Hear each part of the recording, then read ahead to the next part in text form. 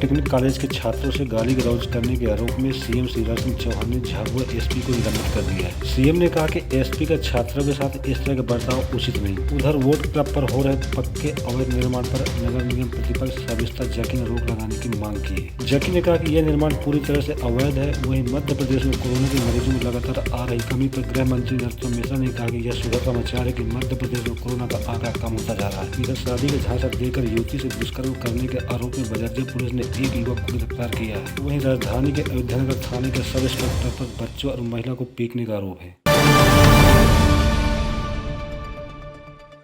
Polytechnic college के छात्र से फोन पर गाली गलौज करने के आरोप में झाबुआ जिले के एसपी अरविंद तिवारी को मुख्यमंत्री शिवराज सिंह चौहान ने सस्पेंड कर दिया है। दरअसल पॉलिटेक्निक कॉलेज के छात्र से मदद मांगने पर एसपी ने फोन पर गाली गलौज की थी। सोमवार को इसी बातचीत का ऑडियो सामने आया, जिसके बाद सीएम ने वर्चुअल मीटिंग बुलाकर डीजीपी को झाबुआ एसपी को हटाने के निर्देश देते हुए जाँच के आदेश दिए थे। वहीं एसपी को पहले भोपाल मुख्यालय अटैच किया गया। जाँच के बाद दोपहर में निलंबन की कार्रवाई की गई। सीएम ने कहा, सुबह जानकारी मिली थी कि तत्कालीन झाबुआ एसपी से मेरे भांजे बच्चों ने कुछ मदद मांगी थी। इस पर एसपी ने उन्हें अशब्द कही थी। झाबुआ एसपी को तत्काल हटाइए आप, क्योंकि वो जिस भाषा में बात कर रहे हैं वो बहुत ही अशोभनीय है। बच्चों के साथ इस भाषा में कैसे कोई बात कर सकता? अभी इसी क्षण तुरंत हटा दें। झाबुआ एसपी को हटाने का सीएम साहब ने कहा है, माननीय मुख्यमंत्री जी ने झाबुआ एसपी को हटाने का, और वो स्वयं संज्ञान पन्ना वाले विषय पर ले रहे हैं। वोट क्लब पर हो रहे पक्के अवैध निर्माण पर नगर निगम नेता प्रतिपक्ष सविता जैकी ने रोक लगाने की मांग की है। नेता प्रतिपक्ष ने कहा कि तालाब के आसपास निर्माण नहीं हो सकता। इसके लिए या तो एनजीटी या फिर हाई कोर्ट की परमिशन जरूरी है। जैकी ने कहा, मैं कलेक्टर से इस संबंध में चर्चा कर इस पर रोक लगाने की अपील करूंगी। उन्होंने कहा कि इससे पहले महापौर आलोक शर्मा के कार्यकाल में 8 करोड़ रुपए से ज्यादा का पक्का निर्माण हुआ था, जिसका उपयोग आज अनैतिक गतिविधियों के लिए हो रहा है। न झील संरक्षण से इन्होंने परमिशन ली है, न टीएनसीपी की इनके पास परमिशन है, क्योंकि वो लोग ऑथराइज्ड ही नहीं है यहाँ पर परमिशन देने के लिए, क्योंकि इसमें एनजीटी में केस चला था और हाई कोर्ट ने बड़े तालाब को गोद लिया हुआ है। हाई कोर्ट की बिना परमिशन के यहाँ कोई काम नहीं हो सकता। यहाँ कोई भी अवैधानिक कृत्य नहीं कर सकते और यहाँ पर खुली हुई जगह है और खुला ही इसको रखा जाएगा।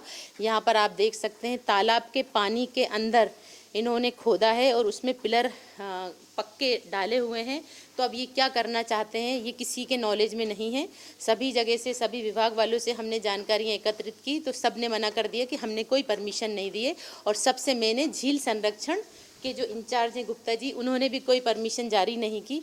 तो ये ऐसा अवैधानिक कार्य किया जा रहा है सिर्फ भ्रष्टाचार करने के लिए या स्मार्ट सिटी को बनाने का, क्योंकि ये गोद लिया हुआ तालाब है और हाई कोर्ट से इसकी परमिशन होगी। और हाई कोर्ट जब पहले अपने ऑर्डर में लिख चुका है, रूल्स रेगुलेशन बन चुके हैं, तो उसका उल्लंघन कोई नहीं कर सकता।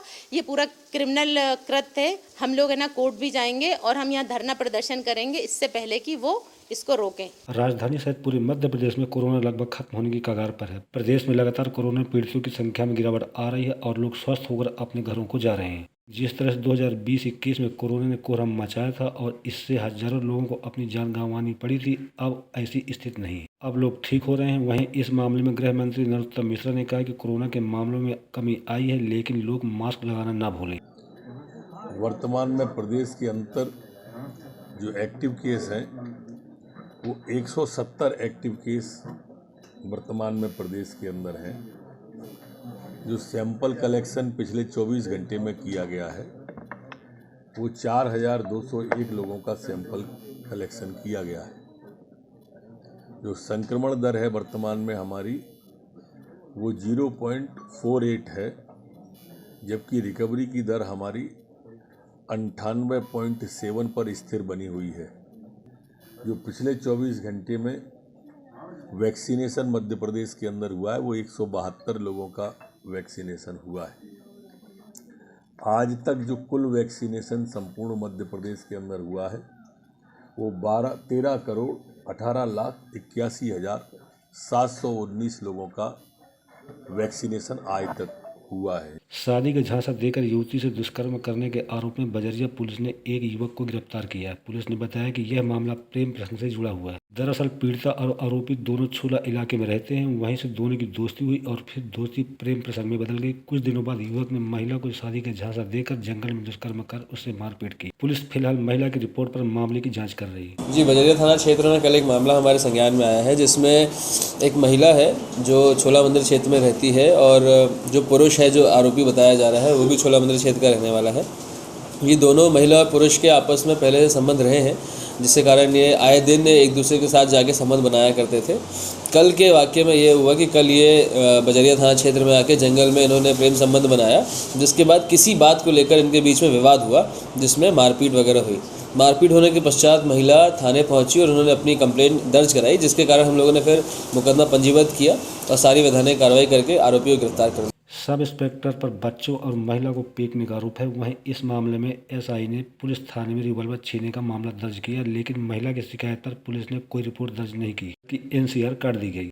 दरअसल अयोध्या नगर थाने में पदस्थ सब इंस्पेक्टर विनोद पंथी एक बार फिर चर्चा में है। ड्यूटी पूरी होने के बाद बीती रात 12 बजे के आसपास जब वे बजरिया थाना अंतर्गत मनवा शादी हाल के पास अपने घर पहुंचे तो मौके पर कुछ युवक बर्थडे केक काटकर हल्ला कर रहे हैं। पंथी ने उन्हें रोकने के लिए फटकार लगाई तो नाबालिग युवकों की तरुणम खान और उसके परिजन मौके पर आ गए। दोनों पक्षों में जमकर विवाद हुआ। यह पूरी घटना सीसीटीवी में कैद हो गई और यह वीडियो वायरल हुआ, जिसमें सब इंस्पेक्टर विनोद पंथी, तरुणम खान और उसके दोनों नाबालिग को खदेड़कर पीटते नजर आ रहे हैं। दरअसल ये मामला जो है वो फुटेज के देखने पर क्लियर होता है कि इसकी वस्तु स्थिति क्या थी। दरअसल बात इस बात को लेकर थी कि जो सब इंस्पेक्टर साहब हैं उनके साले से पहले झगड़ा शुरू हुआ। उसके घर के सामने कुछ लोगों ने आकर जो नाली बनी हुई है वहाँ पर पेशाब करना शुरू कर दिया था। तो वो लड़के ने उसको मना किया कि यहाँ पर मत करो, और जब उससे बात हुई तो उसने बताया कि पहले भी 1-2 बार उसने मना किया हुआ है इन लोगों को, पर मना करने के बावजूद ये लोग वहीं पर पेशाब करने आते हैं। तो शुरुआत इस बात से हुई कि जब उसने मना किया तो इन लोगों ने गाली गलौज करना शुरू कर दिया और उसको घेर लिया था। इसी बीच में जो सब इंस्पेक्टर साहब हैं वो भी वहाँ पर पहुँचे और वहाँ पर उन्होंने उनसे बातचीत करनी शुरू की। तो जब ये एक पूरा मजमा लग गया, इन्होंने घेर लिया इनको, तो जब इन्होंने उनको डांट के वहाँ से भगाना शुरू किया तो उन्होंने फिर वापस आके थाने में और बाकी जगह ये रिपोर्टिंग की कि पुलिस ने उनको मारा है। हाँ, उन्होंने जो अपनी थाने में रिपोर्टिंग की है, जिसमें एक FIR भी की गई है दोनों पक्षों की तरफ से, उसमें उन्होंने बताया कि उनको धक्का मुक्की कर रहे थे, उनकी जो सर्विस रिवॉल्वर है उसको छीनने की कोशिश की गई थी, और जब उनको लगा कि ये रिवॉल्वर छीन के कहीं मतलब उनकी जान को खतरा ना बन जाए, तब उन्होंने उन लोग को डरा धमका के वहाँ से भगाना शुरू किया था।